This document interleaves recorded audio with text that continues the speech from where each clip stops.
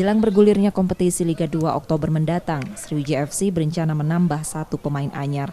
Meski belum mengumumkan resmi nama pemain incarannya, Sriwijaya FC mengisyaratkan pemain ini pernah membela timnas dan pernah menjadi top skor.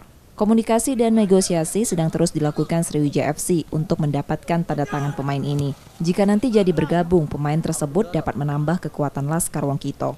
Sekarang kita lagi bidik pemain bintang.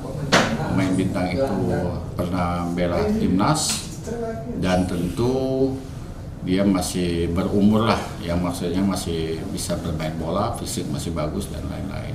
Tapi saya belum bisa ngasih nama karena kita masih dalam tahap negosiasi. Sebelumnya, sejumlah klub kontestan Liga 2 mengajukan penambahan kuota pemain pada PSSI jelang digulirkannya kembali Liga 2. Nur Muhammad, Kompas TV Palembang, Sumatera Selatan.